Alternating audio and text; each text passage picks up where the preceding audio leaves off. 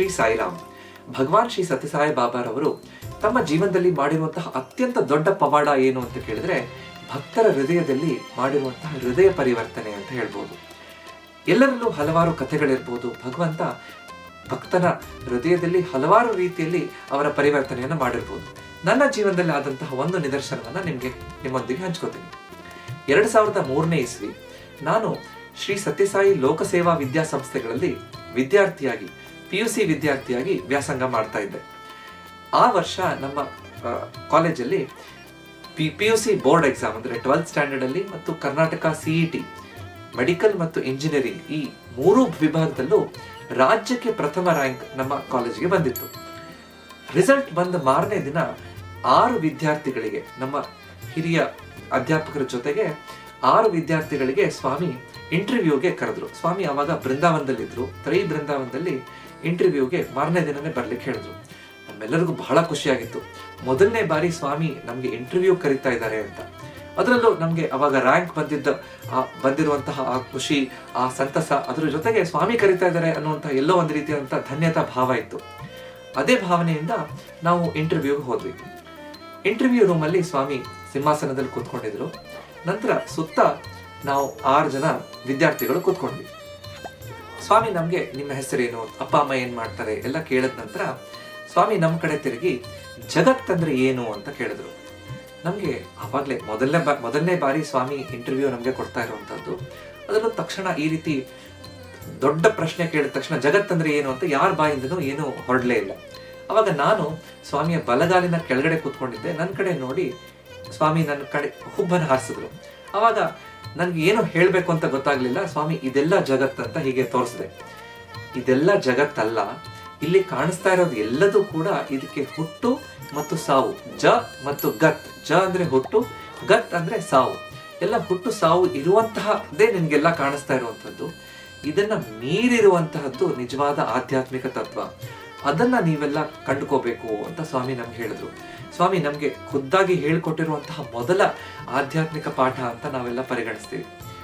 ಇದಾದ ನಂತರ ಸ್ವಾಮಿ ನಮ್ಗೆ ಅಲ್ಲೇ ಪಕ್ಕದಲ್ಲೇ ಇರುವಂತಹ ಒಬ್ಬ ಹಿರಿಯ ಭಕ್ತರು ಸ್ವಾಮಿಗೆ ಹೇಳಿದ್ರು, ಕರ್ನಾಟಕದ ಇತಿಹಾಸದಲ್ಲೇ ಮೊದಲನೇ ಬಾರಿ PUC ಬೋರ್ಡ್ ಎಕ್ಸಾಮ್ ಅಲ್ಲಿ ಮತ್ತು ಕರ್ನಾಟಕ CET ಮೆಡಿಕಲ್ ಮತ್ತು ಇಂಜಿನಿಯರಿಂಗ್ ನಲ್ಲಿ ಮೊದಲನೇ ರ್ಯಾಂಕ್, ರಾಜ್ಯಕ್ಕೆ ಮೊದಲನೇ ರ್ಯಾಂಕ್ ನಮ್ಮ ಕಾಲೇಜಿಗೆ ಬಂದಿದೆ. ಅದರಲ್ಲೂ ಸತ್ಯಸಾಯಿ ಕಾಲೇಜ್ಗೆ ಮೊದಲನೇ ಬಾರಿ ಬಂದಿರೋದು ಬಹಳ ಸಂತೋಷದ ಸಂಗತಿ ಸ್ವಾಮಿ ಅಂತ ಅವರು ಸ್ವಾಮಿಗೆ ಬಹಳ ವಿನಯದಿಂದ ಕೇಳ್ಕೊಂಡ್ರು. ಸ್ವಾಮಿ ತಕ್ಷಣ ಅವ್ರ ಕಡೆ ತಿರುಗಿ, ಇದು ಕರ್ನಾಟಕದ ಇತಿಹಾಸದಲ್ಲಿ ಅಷ್ಟೇ ಅಲ್ಲ ಬಂಗಾರು, ಇದು ಸ್ವಾಮಿಯ ಇತಿಹಾಸದಲ್ಲಿ, ಸಾಯಿ ಹಿಸ್ಟ್ರಿಯಲ್ಲಿ ಇದು ಮೊದಲನೇ ಬಾರಿ ಅಂತ ಸ್ವಾಮಿ ಹೇಳಿದ್ರು.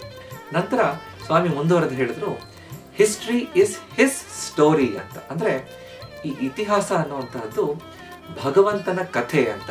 ಅಂದ್ರೆ ನಮ್ಗೆ ಇದೊಂದು ದೊಡ್ಡ ಆಧ್ಯಾತ್ಮಿಕ ಪಾಠ ಅಂತ ನಾವು ಪರಿಗಣಿಸ್ಬೇಕು. ಯಾಕಂದ್ರೆ ನೀವೆಲ್ಲರೂ ಕೂಡ ಈ ಭಗವಂತನ ಇತಿಹಾಸದ ಕಥೆಯ ಭಾಗಿಗಳು, ಪಾತ್ರಧಾರಿಗಳು ಅಂತ. ಅವನು ಆ ಸೂತ್ರಧಾರಿ ಅಂತ. ಸೊ ಭಗವಂತನ ಕಥೆಯಲ್ಲಿ ನಮಗೆ ಪಾತ್ರವನ್ನ ತಗೊಳ್ಳಿಕ್ಕೆ ಅವನು ಅವಕಾಶವನ್ನು ಕೊಟ್ಟಿದ್ದಾನೆ. ನಾವೆಷ್ಟು ಧನ್ಯರು ಅಂತ ನಾವು ಯೋಚನೆ ಮಾಡಬೇಕು. ಅಂದ್ರೆ ಭಗವಂತನ ಸಮಕಾಲೀನರಾಗಿ ನಾವು ಜನ್ಮವನ್ನು ತಗೊಂಡು ಅವನ ಆ ಕೃಪಾ ಕಟಾಕ್ಷದ ಕೆಳಗಡೆ ಬಂದು ಅವನ ಆ ಛತ್ರ ಛಾಯೆಯಲ್ಲಿ ಬಂದು ನಾವು ನಮ್ಮ ಜೀವನವನ್ನು ಸಾಗಿಸ್ತಾ ಇದ್ದೀವಲ್ಲ, ನಾವೆಷ್ಟು ಧನ್ಯರು ಅಂತ ನಾವು ಅರ್ಥ ಮಾಡ್ಕೋಬೇಕು ಅಥವಾ ಅದನ್ನ ಯೋಚನೆ ಮಾಡಬೇಕು. ಅವಾಗ ಒಂಥರ ಮೈ ರೋಮಾಂಚನ ಆಗುತ್ತೆ.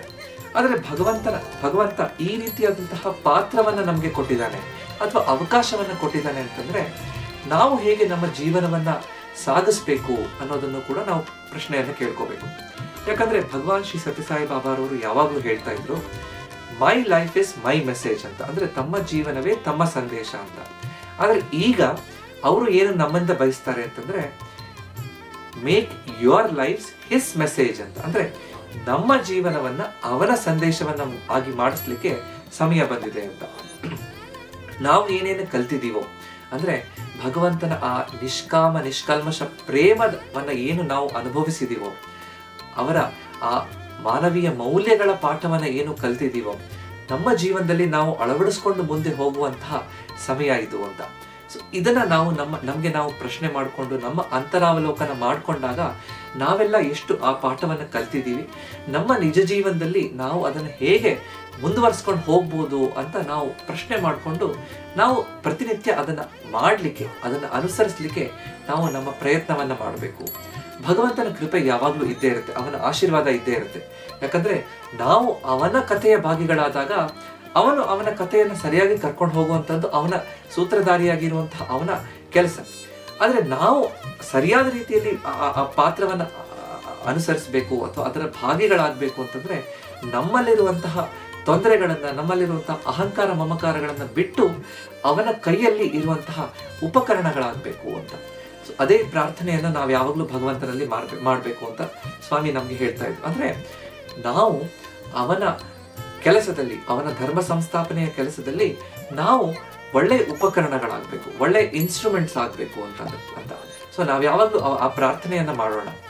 Make us all worthy instruments in your hands in fulfilling your mission of dharma samsthapana ಅಂತ. ಅಂದ್ರೆ ನಮ್ಮ ಜೀವನವನ್ನ ನಿಮಗೆ ಅರ್ಪಿಸ್ತಾ ಇದ್ದೇನೆ ಸ್ವಾಮಿ, ನೀವು ನನ್ನನ್ನ ಒಳ್ಳೆಯ ಉಪಕರಣಗಳಾಗಿ ನಿಮ್ಮ ಕಾರ್ಯದಲ್ಲಿ ಉಪಯೋಗಿಸ್ಕೋ ಅಂತ.